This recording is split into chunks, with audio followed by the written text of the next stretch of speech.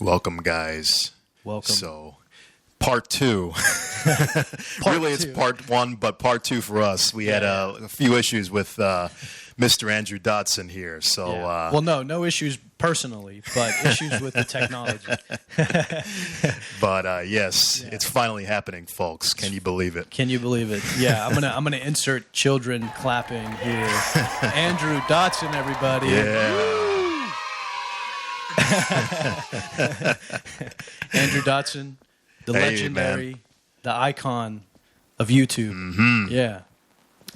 You know, we gassed you up last time, but we just wanted to reiterate like how important you are. Yes, to us. indeed. I'm sure many of the fans will recognize this gentleman. So, Andrew, thanks for coming back, man. Yeah, absolutely. This was a good time last time. People were missing out. Yeah, hopefully we can recapture some of that magic like last time. Well, yeah, there's like clips here and there that can be saved or salvaged, but we're like, nah. I mean, we're like, nah. We should just do the fans a good service and actually let them see you in your full form. Video. You're like, what is it? Your medium. You know what I'm saying? Like audio only, Andrew. They're not going to believe us. No, it's AI because AI is good enough nowadays. You could just like string your. Fake. Yeah, exactly. Terence can do the voiceover. Right. Yeah, exactly. Find out which one of our voices sounds most alike. Terence, your voice is super deep. Yeah. I feel like it's probably me and Juan, unless we morphed them together. That's you go. True. Yeah. That's true. We can use yours as a baseline. And then like just kind of morph a little bit. But in all seriousness, though, Andrew, thank you for coming on the show. Mm-hmm. For those of you that live under a rock, Andrew Dotson is an esteemed YouTube physics star. Yeah, so he does content like he's got a really popular video of physics professors be like, poking fun at professors, and then he's also got some really other good things like vlogs, his physics vlog, and then also you do a lot of tensor videos. Andrew, do you do any other math videos? I think I've only seen tensor ones so far. Yeah, I do, but I don't have a series dedicated to other branches of math or the upper level physics stuff. So anything that's like that will just be something that I saw or was reminded of recently, and I was like, I could do a video on that. But the tensor talk is the only real series.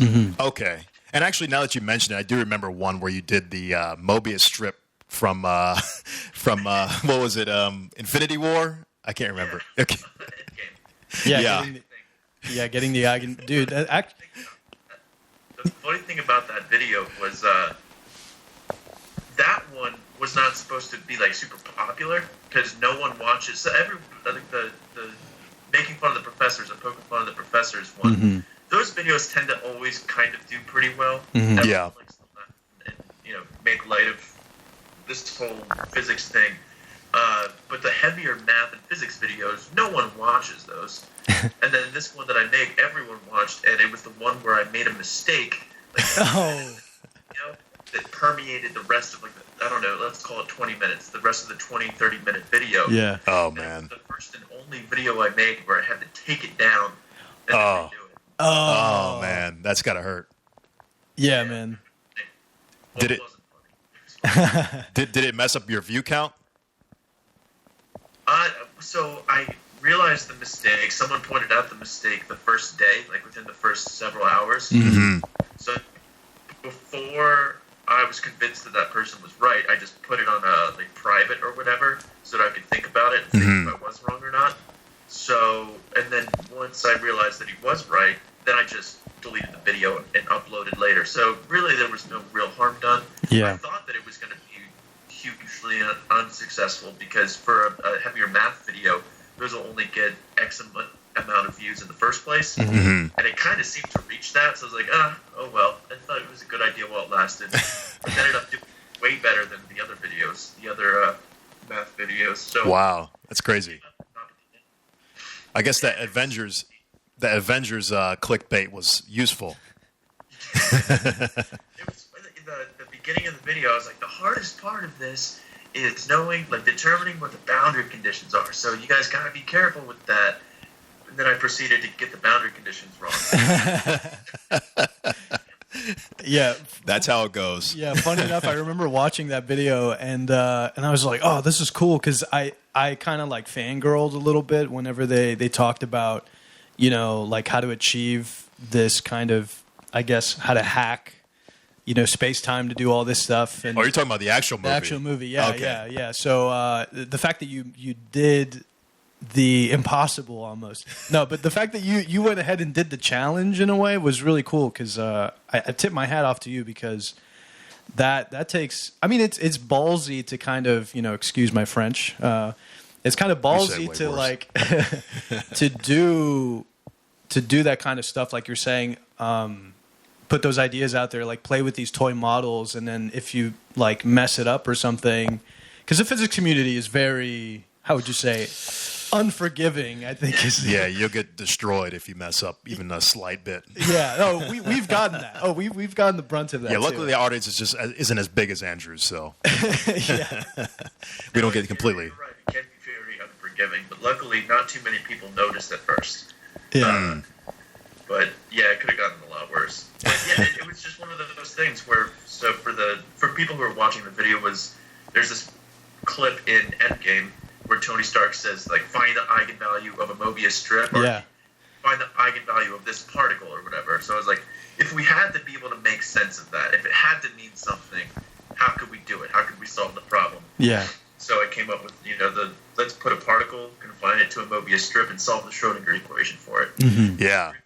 I'm surprised you actually even thought of something with that. I thought it was just a complete throwaway line in the movie, and then I was like, oh, wow, Andrew actually made something of this. The craziest thing was, so at my university, you have qualifying exams, and then you also have the comprehensive exam. Mm-hmm. The comprehensive is like, once you're done with all of your PhD level courses, you take a test to make sure you know X amount all at one time. Mm-hmm. And one of my professors, since I wasn't taking the comprehensive, I'm still in classes, he, I guess, saw the video and took that question and put it on the comprehensive. Oh, man.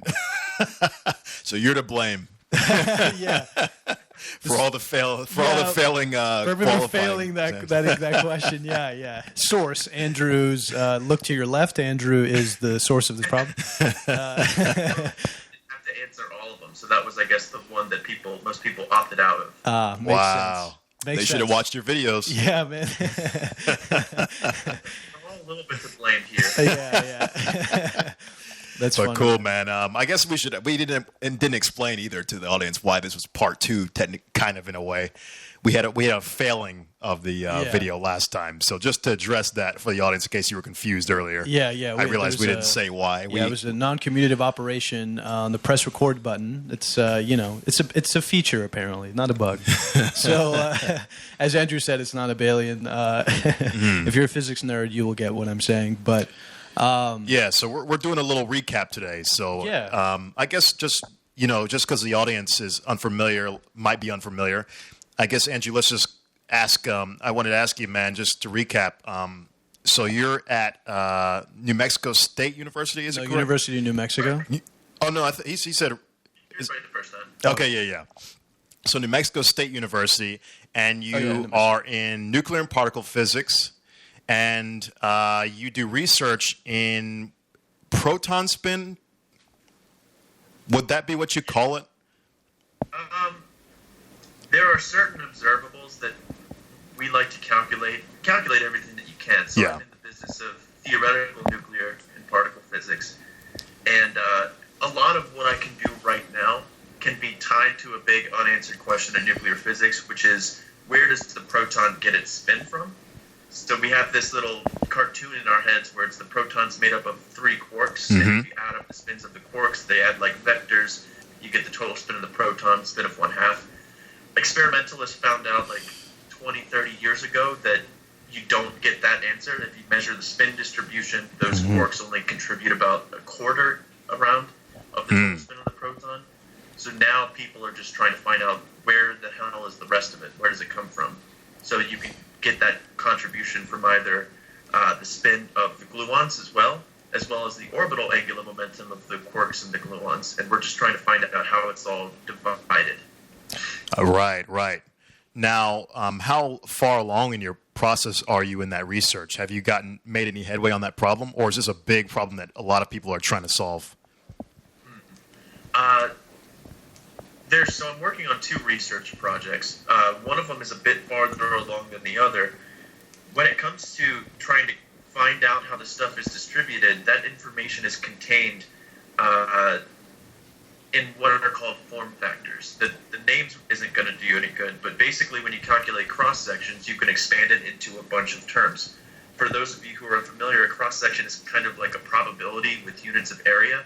I have this initial state, I have this final state, that's maybe this solid angle away from the direction the beam was headed. Mm-hmm. What's the probability of measuring this final state with this energy at this solid angle?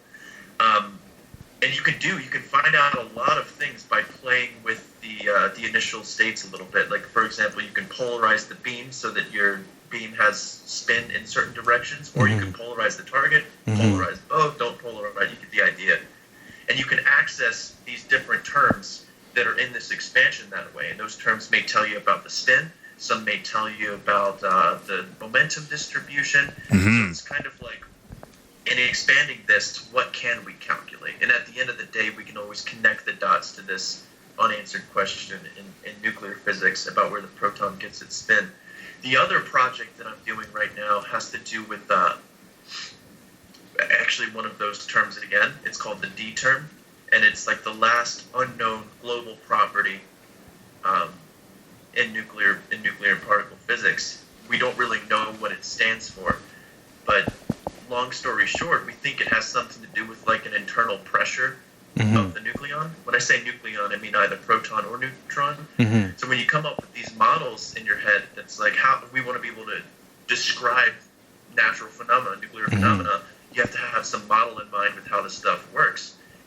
And so when you have a model that describes a particle, it better be a stable particle. And we have this term that kind of talks about the internal pressure in the nucleon. It tells you if it's going to be stable or not, or if it will collapse or something like that. So, right. Pretty exciting stuff, I think. Yeah, it sounds really interesting, actually, man. Yeah, so it's like real fundamental, like physics stuff, which is like most theory guys kind of, you guys try to answer these. Some of them can go really off on a deep end with some really crazy concepts, but this one sounds more understandable. I'm sure it gets really intense, though, with the calculations. Right. I'm sure we talked last time also, Andrew, about your Fortran use. Do you have to get deep with that? So there was this code for the most recent project. It's all about calculating cross sections. At the end of the day, that's what the experimentalists can measure, and we try to get the predictive power to say what we think it should be. And there's this code written in Fortran like 20 years ago that helps people do this, and it's a couple thousand lines long. And my research advisor was like, yeah, try to make sense of it, then we're going to add some bells and whistles to it, and we'll try to calculate something new. And I was like, okay, I'll do that, but I'm also going to start trying to move this into the 21st century and put this bad boy in Python. Yeah. So Fortran's not as bad as I thought it would be to learn, but, I mean, if I can use Python, I'm going to use Python. Oh, yeah. Right. 100%. Yeah, makes sense. Yeah. Well, the one thing that I kind of the one thing that I was super kind of intrigued by was the fact that, like, you were saying that you didn't come into physics. You didn't come into physics in a linear way. Like, it was very, in my sort of analysis of it, non-linear. For our listeners out there, maybe, and for some fans even, they might not know the whole backstory of how you kind of got involved into all this. And like, feel free to kind of like recap. Yeah. Sorry if this sounds like a broken record a little bit, like, Andrew. Yeah. But here's your chance to really perfect your story. Yeah. You craft a narrative. That's fine with me. I mean, we had this conversation a couple days ago, but if you think about it, I pretty much, I make these skit videos where I do multiple takes. Yeah. I'm talking to a camera, pretending I'm talking to someone else. Yeah. But I'm really talking to me, who's pretending to be someone else. Like, Yeah. But yeah, like you said, it wasn't a straight shot for me through physics. I didn't start out as a physics major. So I am a PhD student in physics now, but initially I was a biology major when I lived in Virginia, and I thought I wanted to be a doctor. I was like, that sounds cool. And to me, going through a biology degree, I spent 2 years as a biology student, but going through a biology degree, there was a lot of, this is what this is called, this is what this is called, this is what this process is called, these are what these chemicals, all this stuff. And it was just like, we know the steps, but it seemed a lot like you didn't understand the steps, or I wasn't forced to have to understand the steps. Mm-hmm. And I remember getting into Richard Feynman at the time, and he told this story about how when he was a kid, he would go out and play with his friends, and friends would kind of give him a hard time for not knowing the names of different birds. They'd say that your father doesn't teach you anything. And the thing is excuse me, his father did teach him about the names of the birds. He'd go on these walks with his dad, and his dad would say, you know what this bird is called? This is a whatever. This is what it's called in a different language. In all these different languages, this is what the name of the bird is. And his dad said that after you know all the names of the bird in the different languages, you still know nothing about the bird. Mm-hmm. Right. And that's, you kind of put it together that knowing the names of things doesn't constitute understanding that thing. And that really resonated with me. So that was like the first glimpse where I was like, I don't know what I'd rather be doing, but this isn't very satisfying. And then I went home on break for something, and I went to my dad's house at some point, and my dad was asking about how school was going, what I was learning, and instead of answering the question, I started going off about what I saw on like Cosmos or Into the Universe, probably something Michio Kaku related. Yeah. And he pointed out that whenever I went home and we would talk, I wouldn't talk about how cool the brain is, or the respiratory system, or the mitochondria, all these biology-related things. That's never what I wanted to talk about. I would talk about these crazy phenomena that I learned about surface level, but I was exposed to by watching these physics shows on TV. And he kind of planted the seed that maybe I should be doing physics instead. So I thought about it more, realized he was right, and now here we are. Bob's your uncle. Yeah, man. Yeah. Yeah. So, yeah, I was going to say I had a similar path in a way. Like, you know, I came from biology, and the one thing that I think resonated with me, because it's sort of, I'm also non-traditional in a lot of senses, I guess, but like the fact that I think most American students have this mathematical, like, how would you say, it's a weakness, like, because we're byproducts of that. And I jokingly said when I tested in, I came in, I think testing into Algebra 1 or something. And I think, for my listeners out there, just giving you hope. You know, you don't have to excel at math in high school. You can still make it out. If your dream is to be a physicist and like to think about these grandiose things. I think passion trumps everything. Yeah. Well, I wouldn't use the word Trump, but yeah. No, I'm just kidding. Yeah, we don't say that word. I'm kidding. But no, passion goes a long way, and the fact that you're like, I had this drive and interest and natural curiosity to get into physics, that on its own is more than enough. Really. Right. And I guess, Andrew, I wanted to also comment, man. I noticed that Mama Dotson sometimes likes to comment on your videos. Sometimes she comments on everything. So she's been very receptive of your superstardom.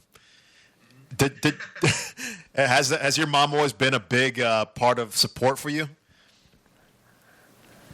That's, if there was one word to describe it, Mom, it would be supportive. There's the academic stuff now, but before, I mean, like Juan, I wasn't always too keen with the math or even really cared about science or school. And like initially, I was super into skateboarding, and my mom would like wait outside with me and be like, "Mom, let me show you this new trick I learned." And she'd be out there for like 2 hours, just rooting me on. Nice. And, trying to help give confidence to in a way where I started doing these skateboarding competitions. She was at every single one of them. It didn't matter. it doesn't matter what I do. My mom is my biggest fan for everything. That's awesome. There you go, man. You need that. Yeah. And now that I know you skateboard, you're gonna have to teach me how to do a kickflip, man. I could never do a kickflip. So no, I literally 10 years later I mastered the ollie, and out of like just muscle memory, I was like, oh, I can do an ollie now. That's pretty good, cool. man. Yeah. I still haven't learned an ollie.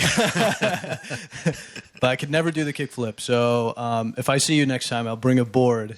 The muscle memory should kick in, hopefully. So Andrew, I'm sorry. Go ahead. So I'll give him a lecture on kickflips. A new video idea. Yeah. Combining physics and Axis of rotation. yeah, there we go. Yeah, dude, Tony Hawk, man. Dude, I'm pretty sure Tony Hawk would do a video with you.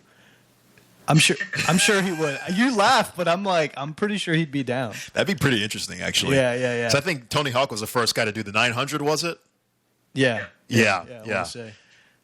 I'd like to see a video analyzing the physics of that. Oh, you know what? This is kind of a sidetrack, but who's your favorite skater? What was your kind of your skating style that you were into? I always liked his name's Shane O'Neill. Oh. He had the most buttery style. Such technical tricks, but he was so consistent with them, and it was just like every time he skated, it looked like he was playing a video game. I can't even do that. Yeah.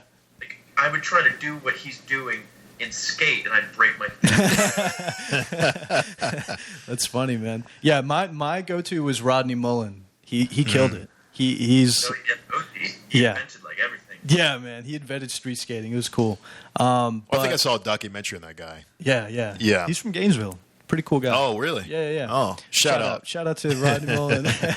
But cool. Yeah, man, didn't know that. That's super cool. Yeah. Speaking of, I guess, like in grad school, I know time management is a huge thing, and the fact that you're juggling, a YouTube channel, a PhD with 2 projects, like. What do your hobbies look like nowadays? Is it no hobbies? Physics is your life. I definitely have a lot of hobbies. It's just since grad school started, it's the frequency that I'm allowed to, that grad school's afforded me to, or lack thereof, practice those hobbies that has changed. Mm-hmm. Like I still enjoy the same things, but I don't know if you still have all the same amount of time as you had in undergrad to do your hobbies as you do in grad school. I feel like you're doing something wrong. But I have Kelly, my girlfriend, her old professor was moving, and he didn't feel like bringing his piano across the country to where he was moving for retirement. So he was like, do you know anybody who plays piano? I was like, yeah, I do. So we have like this piano in our place now that we get to mess around with. I've been showing Kelly how to play.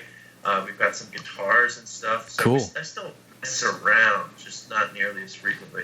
Oh, nice, man. What's the last song you played? Or worked on, I guess. Probably House of the Rising Sun. That's like my favorite, my go-to on piano. Nice. Okay, I'm not familiar. Who is that? I think it's by the Animals. Yeah, the There's Animals. Some, covers. Okay. Yeah, do you know the song that goes dun dun dun dun dun dun dun dun dun dun dun, baby? No. It's Don't Let Me Be Misunderstood. It's a classic. Okay. Classic. You have to show it to me. A different song. The one that I'm thinking of is that like there is a house in New Orleans. Oh no, there's that. No, that's the actual song. But I was telling Terrence maybe he knows the other song that they're famous for. But I don't think I do. No, I don't think you do. You wouldn't like you got to be cool like us. That's the problem. I know. I'm just not that cool. Yeah, dude. While you were too busy studying books, me and Andrew were being cool, skating, listening to the Animals. Hey, man, I skateboarded for a little stint, but after my board broke, that was it. That was a wrap for me. Those boards can get expensive. Oh, yeah, they do. They definitely do. Yeah. Your mom must have been very, very supportive to buy you, like, nice trucks and bearings and stuff. So my mom was always super supportive with everything, and my dad was always like found a way to make what I did competitive. Oh, like, I think I did some sports growing up, and then when I got super into skateboarding, then my dad was like, "You should start. All right, fine. If you're not gonna do sports, you should probably do competitions if those exist." Yeah. So I started doing those, and then I got sponsored for skateboarding by like, this local skate shop. Okay. So that ended up giving me a bunch of boards and trucks and all that good stuff, which was pretty cool. But Dang, so you were legit. My Proton would give me like the crazy skateboards. That was cool. Nice, dude. Wow. Yeah. Wow. Well, there you go, folks. You know what? Now somebody's gonna have one of your like number one fans is gonna make like a patch of you on a skateboard with your cap backward and I don't know, doing something. That'd be cool. Maybe one of our creative. Yeah. Someone's gonna challenge me to a game of skate or something. Yeah. Right. Right in the middle of your talk, there's just a guy with the board that comes in. Andrew, you and me right now. Questions? Yeah. Yeah, do a pop shove it, dude. Yeah. That's cool. Cool. So, also, I guess Andrew, you said you used to talk with your dad about, the physics concepts you were interested in. Is anyone else in your family like into physics at all, or is it just you, man? Everyone is curious in my family, but it's not necessarily a passion for anybody. But they're curious about what I do, and they'll entertain the things that I like to talk about. But no one in my family is like a scientist or anything like that. Yeah. Okay. Are you the first also in PhD track? Yes. Nice. Wow. So he's a forerunner. Yeah, it's pioneer, trailblazer in a lot many of ways. Yeah, nice, man. Yeah. Cool. Yeah, speaking of trailblazing, like we kind of asked you last time about your motivation to even start a YouTube channel, which I thought was like kind of interesting. Yeah, we should probably relay that again. Because I thought it was kind of interesting. The motivation, at least, you would just have discussions with your buddy. If you could sort of like kind of recap that for us, for the listeners, your motivation to do all this. So we kind of talked about it. I still have my hobbies and stuff, but those were more prevalent in undergrad. And I've always loved entertaining people. So I'd go over to my buddy's house and we just like have a few beers and play RuneScape and kind of shoot the shit. Yeah. He's my friend Cully. He got his degree in political science and philosophy. I did physics, so we had these crazy, interesting conversations, at least to me. And he was the one that was always like, you do the skateboard or you do the music, this stuff, you should make a YouTube channel. It would be, now's the time to do it. This stuff is getting super popular. And so he kind of gave me a push that was like, maybe I should look into that. I don't know what I would make a channel for, but I like entertainment. It seemed like, if anything, it would go the route of like a cover channel or something. 5 years ago, that was that was all the right. Yeah. But once I transferred from my first university back to my local one, when I decided not to be a biology student anymore, I kind of wanted to get a glimpse into what to expect as a physics student. I was like, all right, so which day is string theory day? Which day do we talk about black hole? What's the curriculum? Of course, I'm sure you guys can vouch for it. That's not exactly what a degree entails. Yeah. But so I went to YouTube to kind of figure out what to expect. What classes would I take? What would the overall experience be? And I came across a YouTuber named Simon Clark who did his degree in physics at Oxford. And then he did his PhD vlogs at Exeter. So I was like, oh, cool. Every step along the way, I can kind of see what's around the corner for me. And that was pretty cool because, the topics that you learn in physics, I don't think really matter too much where you go. Like maybe Oxford, maybe they've reached spherical harmonics sooner, but maybe you'll learn them. But I couldn't help but be like, does the overall experience of being a physics major, not just the topics covered, but what you go through, depend on the universities? The support different, or the opportunities different? Does it depend on if you go to one of these world-renowned schools like Oxford, or if you go to a normal 4-year university like I did? And I figured, well, maybe I could start recording that. Maybe that's something that other people would like to see. Maybe there's a market for that. So I started doing these little vlogs. I was like, okay, I found out what I want to do on YouTube. I want to record this process. I want to record this. I guess let's call it a journey. I guess. And I started showing the people I surrounded myself by in SPS. You don't have to go it alone. It's not all. I talk about the subjects that I was struggling with or that I really enjoyed. And that was kind of the start of it all, was documenting that experience. Very nice, very nice. Yeah. So also, Andrew, when I've seen some of your vlogs, you also like to do a lot of outreach.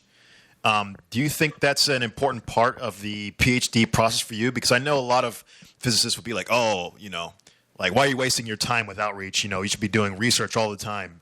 Do you have any thoughts on that? And I guess just adding to that, because you also mentioned you were part of SPS, and like SPS is, for those not in the know, it's Society for Physics Students. Mm-hmm. Also Sigma Pi Sigma for the national organization. Yeah. So these are two big organizations that are pretty much, you can start a chapter at any university, right? Pretty much. I think. Yeah, I'm pretty sure. But I never was part of SPS. So you guys were, so you guys might tell me. Out of choice. Yeah. Huh? I said, that sounds lonely. Yeah. I made friends with people either way, but it was mostly out of like just hanging out. Not really like, I would, and I now that I think about it, I would invariably hang out with the SPS crew. So it was kind of just like, but I just wasn't a member. So you had one. We had one at our university, but I wasn't a part of it. Oh. Yeah, I didn't know. I was. What were you thinking? What do you mean? This is why I'm asking you guys. Do you think it's crucial or necessary to do these kind of things like outreach and SPS? I'm not a super outgoing person, but SPS just made the undergraduate experience so much more, not just bearable, but just like enjoyable. Actually, surrounding yourself by people who give a shit about what you care about. You can have these conversations, or True. You can bitch about what you were learning in class, how bad a lecture seemed. It's just like a place to vent, a place to make stupid jokes that no one else would laugh at. That was super necessary for me. What about you, Terence?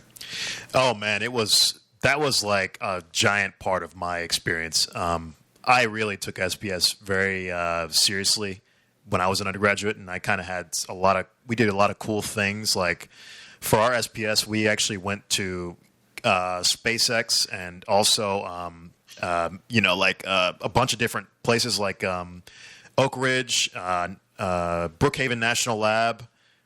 So we did all kinds of cool stuff.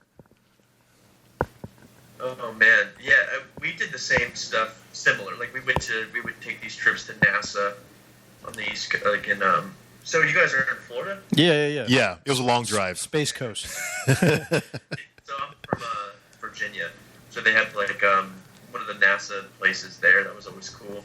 But the first video that ever got moderately popular of mine was this "You Laugh, You Lose" video. We made little physics one-liners and tried to make each other laugh. Yeah. That was with SPS. That was cool. Ah, okay. That's funny. Yeah, man. I think just to speak to the audience here a little bit, if you guys, if you're an undergraduate in physics and you're trying to do all this on your own, I would definitely suggest you not do that and really try to link up with some of your peers and join an SPS organization or just whatever your organization is at your school. I don't know if there's any other ones, but it will make your experience much more enjoyable in the long run, I'm sure. You can be as involved in it as you'd like to be. They have like executive or officer positions in it, but you don't have to do that. And you can just pop in. You can go to the meetings if you'd like to, or just being in the SPS. I imagine you guys had like a lounge or something like that, like a common area for your members as well. Yeah. And that's just like, you don't have to be going to every single outreach event and all this stuff if you don't have the time to. So you could be as a part of it as you'd like to, but I highly recommend that. Right. And I guess to touch back on that question, Andrew, because I was asking you earlier about the outreach, you still continue to do your outreach even in PhD. How's that changed versus what you did with SPS? With SPS, it was more of like I think I probably went out of my way more to do it. Where it would be my own voluntary, I want to go do this, and then kind of in charge of getting it set up. Whereas for grad school, I still do it pretty frequently, but it's more so to help out others who, it's kind of like passing the torch. Like that's their huge thing, and they need some help, and I'm always happy to help with that kind of stuff.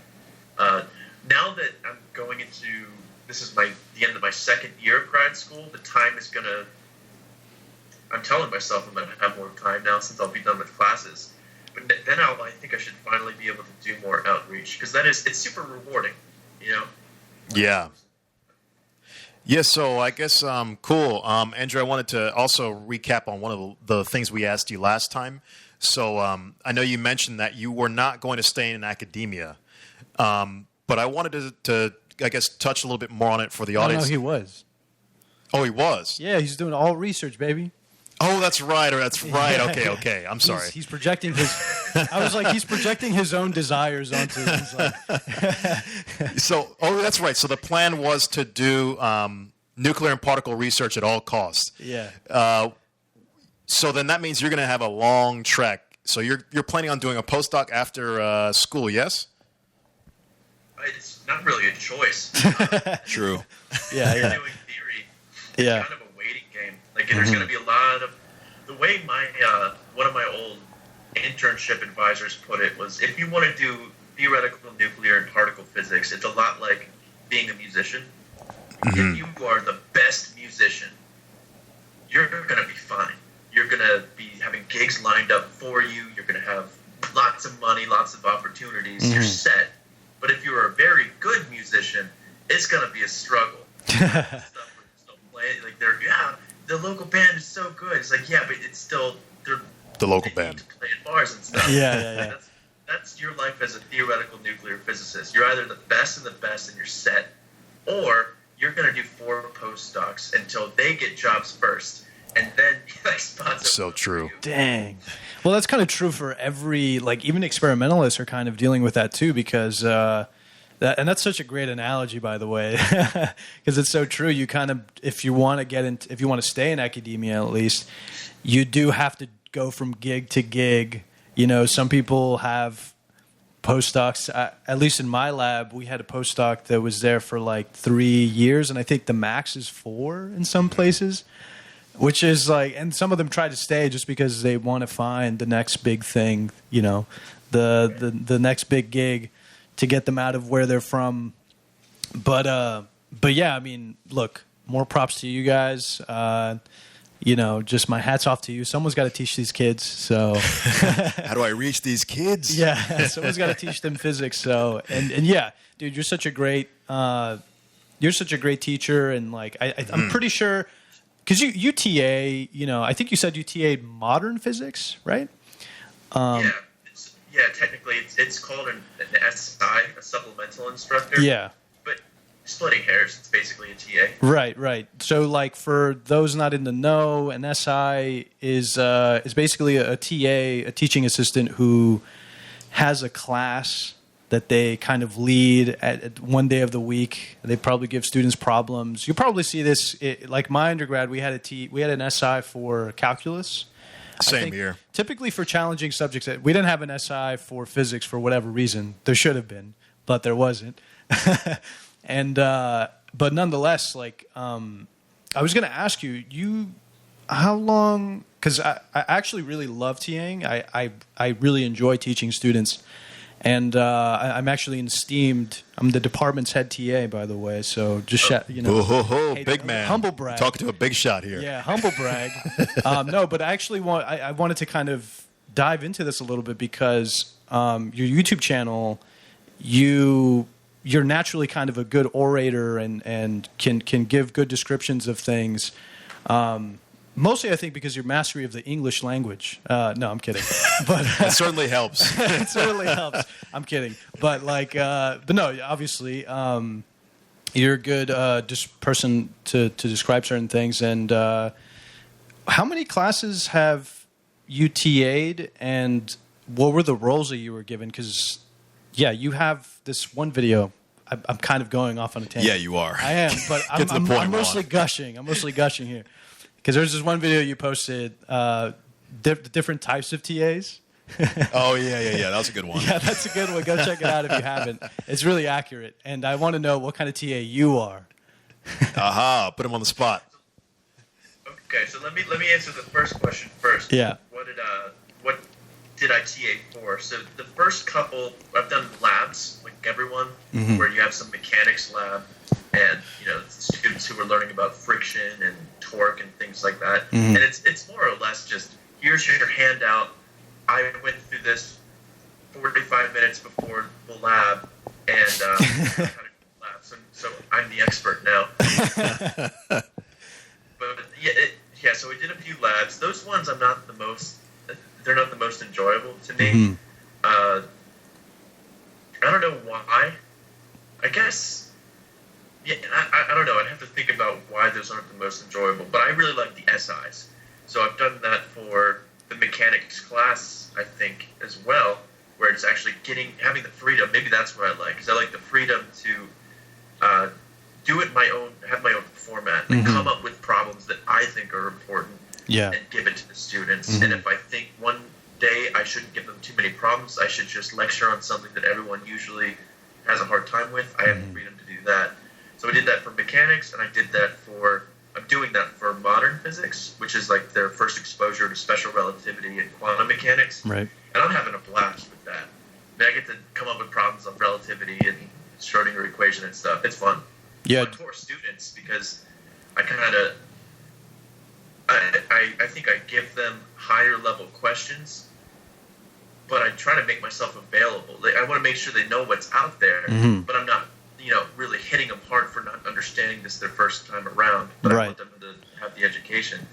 But to answer your second question of what kind am I, I'd say for the lab, I was not necessarily the unprepared one, but you're like, well, I would spend an hour and be like, okay, I kind of get the gist of what's going on there. Maybe I wouldn't take the measurement every single time myself. Yeah. But it is what it is. But your students didn't hate you. I'm pretty sure you had good reviews, right? Yeah, absolutely. I mean, if I didn't take all the time in the world to go through every single measurement myself, I would spend the time with them, being like, okay, let's do this kind of together a little bit. I'll tell you what to do. Like, we'll go through the directions. More often than not, that's what it came down to. Yeah. It wasn't a lack of preparedness necessarily. It would be like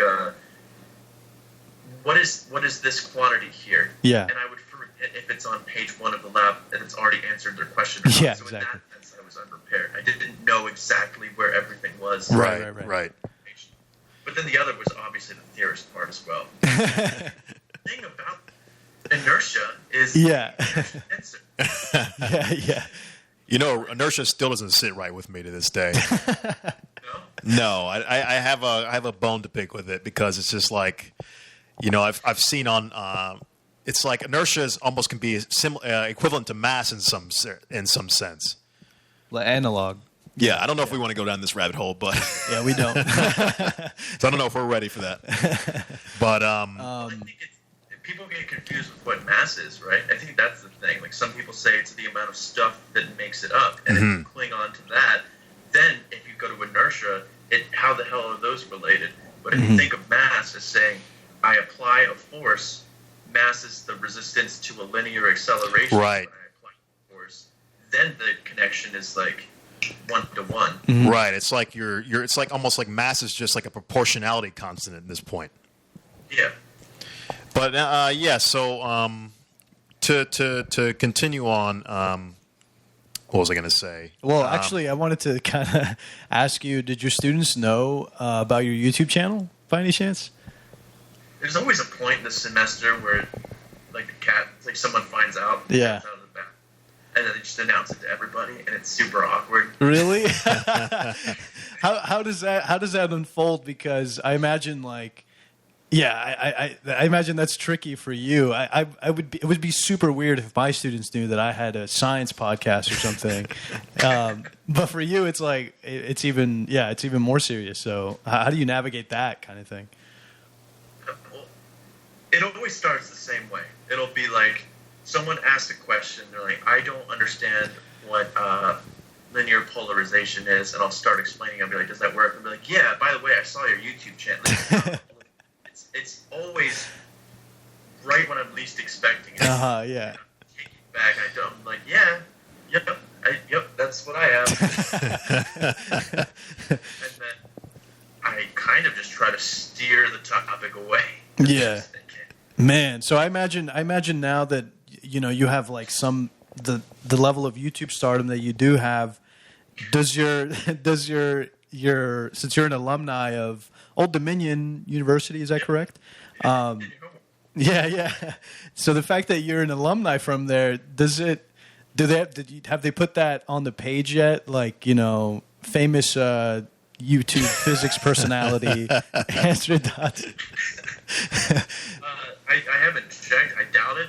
But they did, which was kind of I was flattered that they asked. Was they have like I don't know if it's every semester or just once a year, but they have an open house. Mm-hmm. And they asked me to kind of make a video kind of describing what the physics department was like. Mm-hmm. So I kind of made it more of a sales pitch. They didn't ask me to, but I was like, I love that school, so I was happy to do it. That's the one thing, is they asked me to kind of make a video for that, for why people should kind of consider ODU for physics, which is pretty nice. One other thing is I got, and I don't remember if it was a comment or an email from someone, but I did my internships at Jefferson Lab in Virginia, and I started getting comments from people saying that they got their internship and they were mentioning me in their application because I did my internship there. Like, why do you want to come here? That was also super flattering. Yeah. Wait, did... I don't know if you should have talked about me. They probably don't remember who I was, but experimental. Why would they know me? Yeah. That's funny, man. But yeah, so I got a question for you, Andrew. Last time we kind of touched on this a little bit. We were talking about how you do some collaborations. I'm familiar with your buddy Jens, aka Flammable Maths. Yeah, he changed that name, by the way. It used to be Fappable. Good I like the original name better, but no, good rebrand. I respect it. but Flammable Maths. You guys have some funny videos together. I think another guy you collaborate, I'm less familiar with, though. Epic Math Time, is it? Yeah, both are really good dudes. Okay, yeah. So when are you going to do some physics collaborators? Well, that's a good question. I don't even know why I haven't thought about that. So initially, my channel was a lot smaller than Flammable Maths, and he kind of just came out of the blue and saw some of my videos and kind of took me under his wing and made me part of, hit the videos that he was making, and we just really hit it off from there. And we kind of made it a point to look for others as well. So we both kind of came across John, Epic Math Time's videos around the same time, and we were like, okay, his videos are way better than ours. Does these animations and these crazy CGI looking stuff, and we were like, he's next to be on top. Let's try to expedite that process. But for some reason, I guess it has mostly been math people, and then there's also Zach, formerly Major Prep, who is more of like an engineering channel. But there hasn't been physics people, has there? Yeah, I think. Yeah, Tibby's. Yeah, she. I'm trying to remember.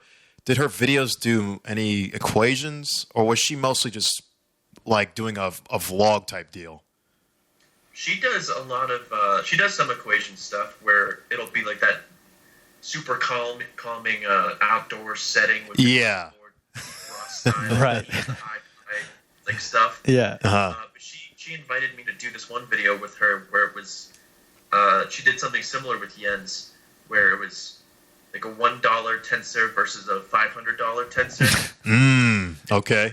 She gave an example of like a baby tensor, and I did something. I think it was the energy momentum tensor, and we just kind of like walked up the ladder. That was what we did together. Okay. Nice. So you've had one. Now you guys got me like, I'm not incorporating the physics people. Who should I do?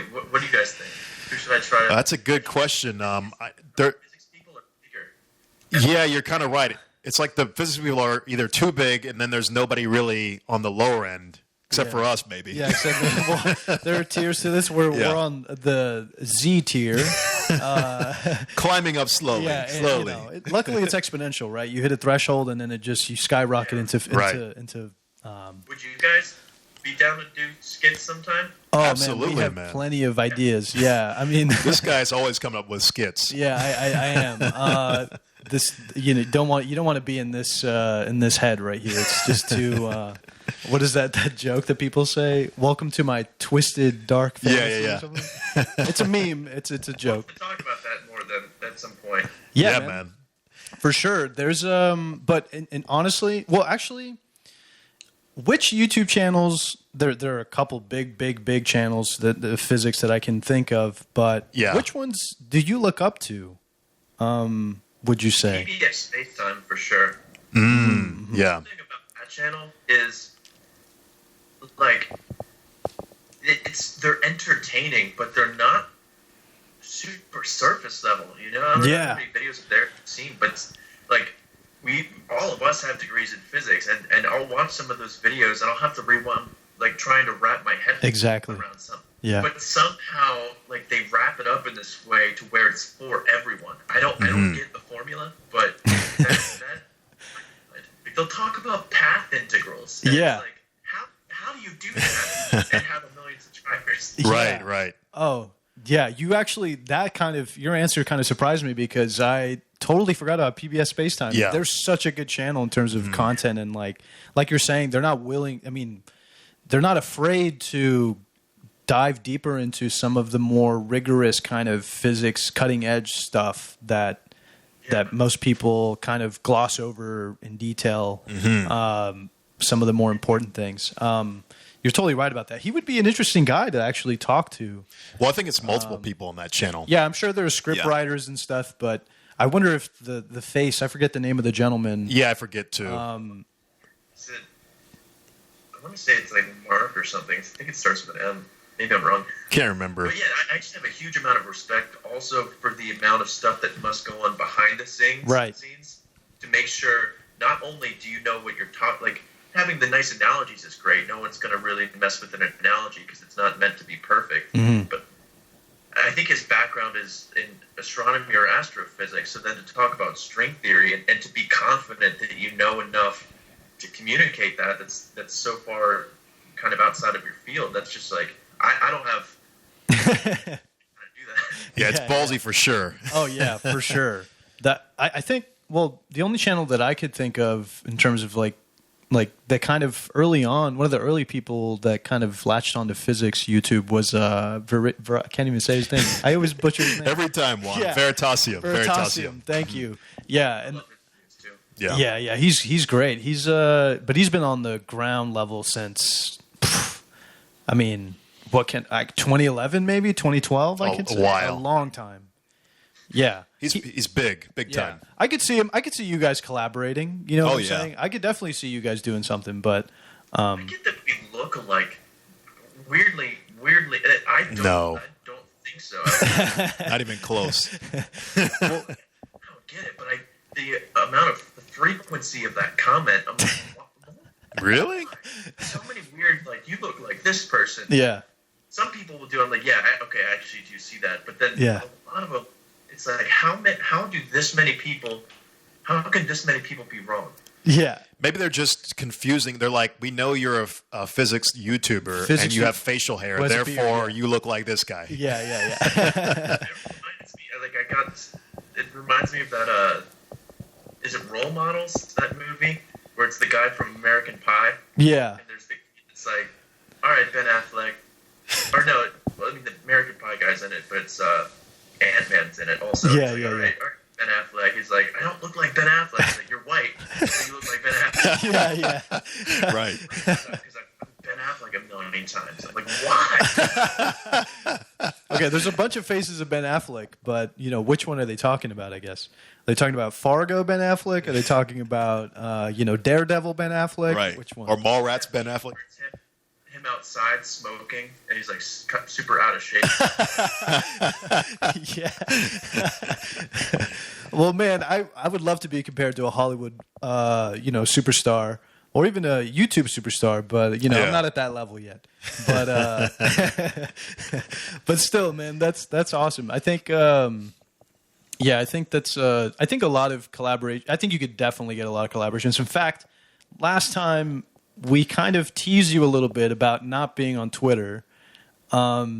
Because social media, I know if you kind of want to recap that a little bit. Yeah, because some Terence is on. He's a brand manager of the Twitter page, and he gets a lot of people saying, are you guys? Where's Andrew at? Where's Andrew? Are you guys going to interview Andrew? Where's the Dotson at? Yeah, and there's a couple people on there that are just like, Andrew would be really cool to have on Twitter or social media at least, but nonetheless, I guess for your listeners out there, if you want to dig your heels, dig them in now and say, I'm never going to be on social media. You guys kind of sold me a little bit, or got me thinking that maybe Twitter's not so bad, but I just tend to steer clear from social media as a whole. It's not my thing. But yeah, Terrence, you were talking about it's more of just a promotional tool. It doesn't have to be like you're posting your whole life on there for the sake of it's like volunteering some of your own privacy for the sake of getting that dopamine rush. Right.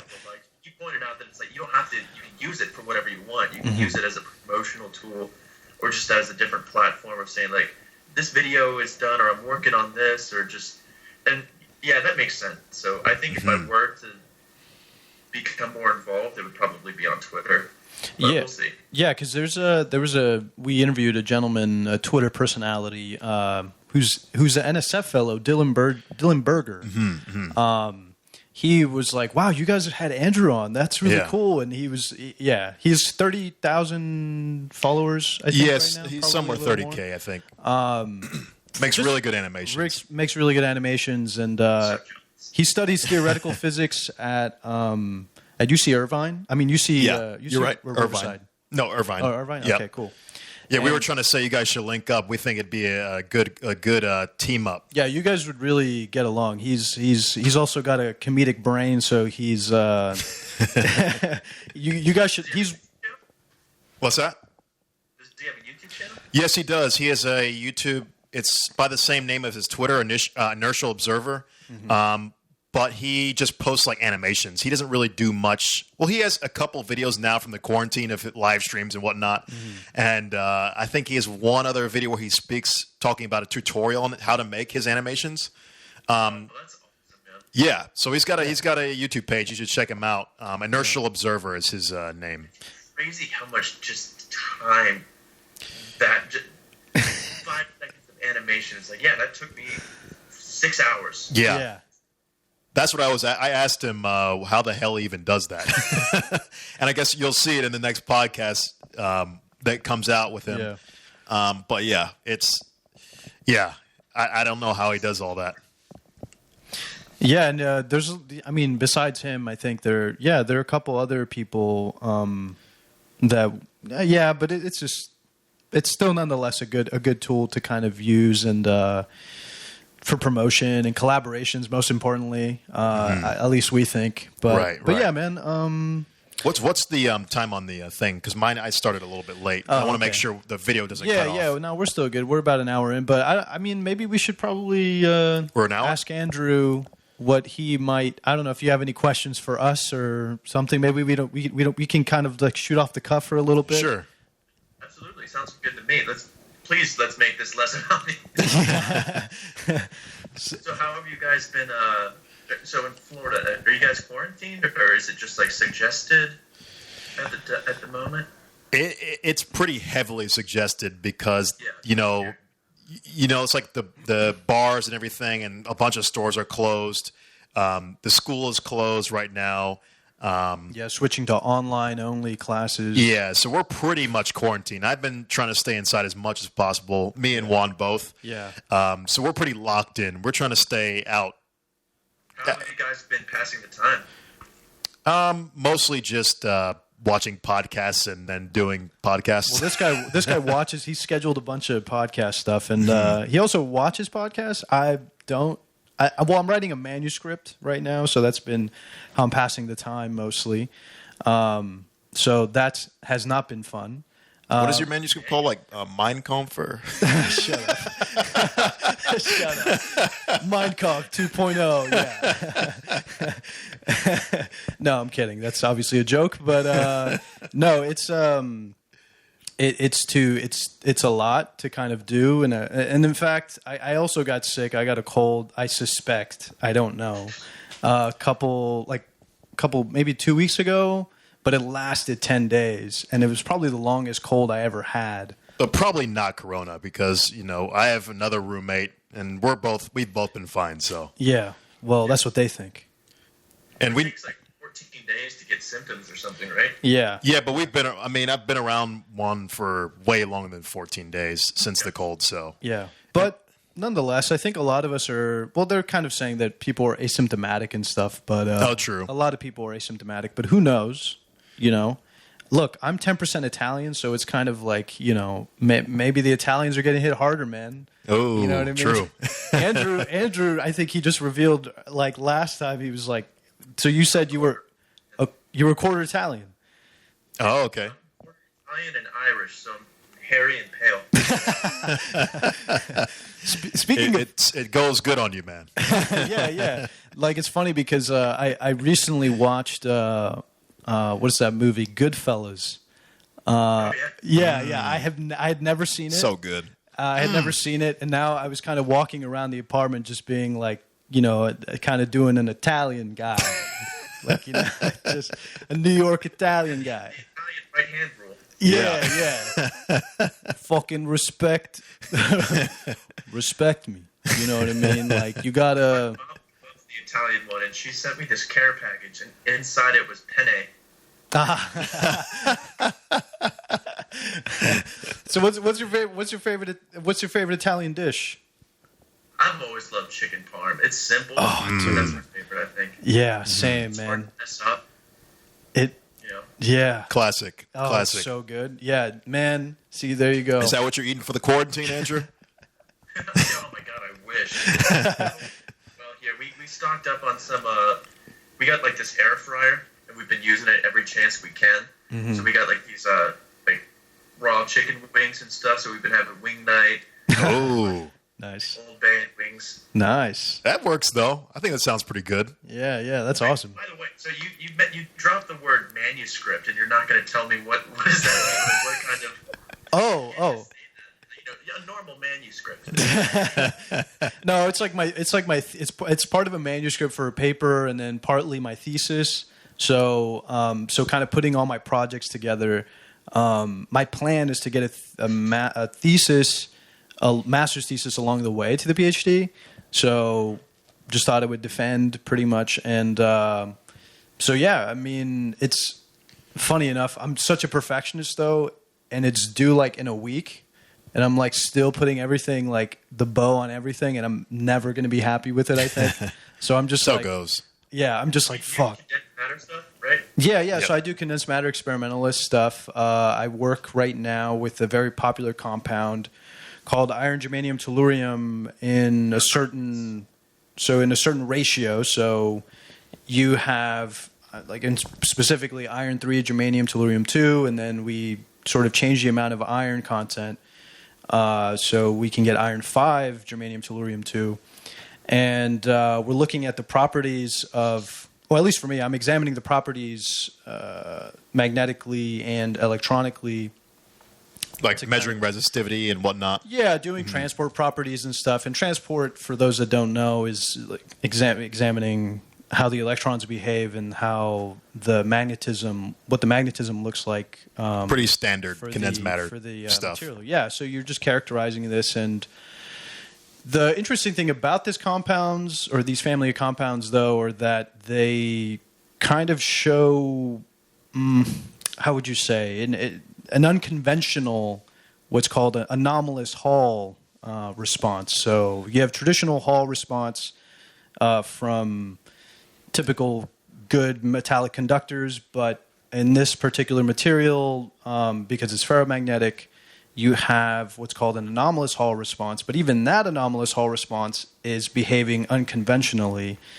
So there's a lot more interesting, deep physics that's happening here, and we have to pull on concepts such as topology and Berry phase, curvature stuff that has to do with like basically what the lattice structure looks like, and it's not simple at all. In fact, our data shows that it's just we kind of got the data. Well, people that have been reporting the data don't really have a complete picture of it. Hopefully, our manuscript will give a decent idea of what this compound looks like. It's not as trivial as people are saying it is. So, yeah. So it's a lot to kind of say, and it's honestly it's kind of a lot for a master's thesis. It's kind of overkill, in my opinion. Yeah. But hey, But you got the data, so why not? But I got the data, so why not? So, but yeah, that's kind of what I've been doing. And I was going to give this talk at the March meeting, but that got canceled, obviously. Mm-hmm. But actually, do you have any big meetings scheduled? Like, now I know Corona kind of put Yeah, not anymore. yeah. But like, typically, which meetings do you usually like end up going to if you have a chance? I will start going to APS once that picks back up. Mm-hmm. But I was supposed to give this talk for like the Skype talk for this university in Pittsburgh. Mm-hmm. They wanted to talk about like YouTube stuff. I'm supposed to go to this summer school program at Jefferson Lab this summer called the Hugs program. It's just named after a university, but it's for the nuclear physics students. But we'll see if that happens. Then there's also a workshop in Santa Fe, which is a little bit ways down the road from where I live. Mm-hmm. That was for this big collaboration in nuclear physics. We'll see if that happens. It's just a whole bunch of like, it's probably not going to happen anymore. Going back to condensed matter, though, my buddy Rigo, he's trying to delve more into the theory with condensed matter, and he says that there's a lot of connections to quantum field theory. Yeah. In condensed matter, that's pretty cool. Yeah. Yeah, the whole many-body physics class, I think, is related to that, isn't it? Yeah, we have the tome, the Bible. Oh, yeah. Just listen. Show that for the viewers. You probably won't be able to see it, but it's Quantum Theory of Many Particle Systems. Who's it by? It's Federer and Waleka. There you go. It's probably the only decent textbook, I think, as far as people. There's a couple other ones, but nonetheless, it does tie into some QFT. But honestly, QFT is a lot more mathematically. How would you say? There's a lot more abstraction. Here, it's kind of tied to more physical concepts. There's a lot more constraints on the math getting kind of crazy. So, because for obvious reasons, I hope. But yeah, this is it does tie into QFT, and in fact, a lot of the stuff that I kind of. Well, I'm not a theory guy, so I don't necessarily have to. The burden isn't really on me, but nonetheless, it's good for me to think about these things. Mm-hmm. We have to look at sort of topological physics, basically, in some of these compounds, and examine what kind of structures give rise to certain phenomenon, I guess you could say, that kind of give an idea of what would give a response like the one we're seeing. We're actually talking to a bunch of theorists to kind of help us put a pretty picture together about what's going on in my compound, at least. So yeah, man, there's some opportunities to be had for theorists. Cool. So sorry to cut you off a little bit there, Juan. I don't want the video camera to get cut off because what are we looking at? Yeah, we're good. We're about 110. Okay, so yeah, let's just go ahead and start wrapping it up. But yeah. So Andrew, I guess I just wanted to ask you one final fun question, man, and then we can end off. What do you think about UFOs?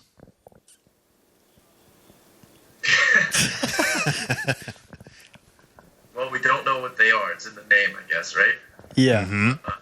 So you're talking. So is this a question on like, do I think? Are you a believer? Do you believe? Just, I guess, what's your general thoughts? Sorry. Do I believe in aliens or what? Mostly, like, what do you think about UFOs? Have you seen any of the latest UFO stuff in the media? Okay. There was that one. There's that one guy who I think is kind of crazy. The Bob Lazar. Okay. Yeah, he's nuts. He's a little nuts. You have any thoughts on him? I can't remember what thing. I made a video about something that he wrote, and I think I was just calling BS on everything that he said. Triggered. But I saw something about that as well, and I just didn't have the. I was like, man, no, I'm in a good mood right now. I'd rather not ruin it. Yeah. But I mean, I think it's almost unreasonable to expect that there wouldn't be life elsewhere, but I have no reason to suspect that it's been here. You know. Mm-hmm. Cool. I don't know anything else to make any other comments, I guess. You know. Sounds good, man. Fair enough. Yeah. All right, and I guess that's it, Andrew. Would you like to plug any things, beside, I guess, more upcoming things, or besides the ones you said? I think there are a couple there that might be canceled, but there are a couple there that might be some things that you can catch Andrew at, and also check out his YouTube page. Yeah, so just go ahead and plug your stuff, Andrew. What do you got coming up? I don't have any plans for.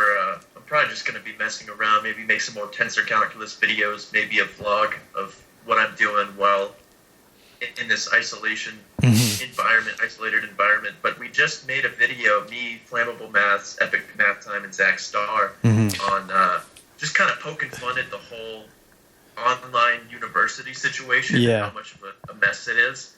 So, I mean, that's something that's out now. If you want to check it out, that'd be pretty cool. I actually just watched it. It was really funny. Really good.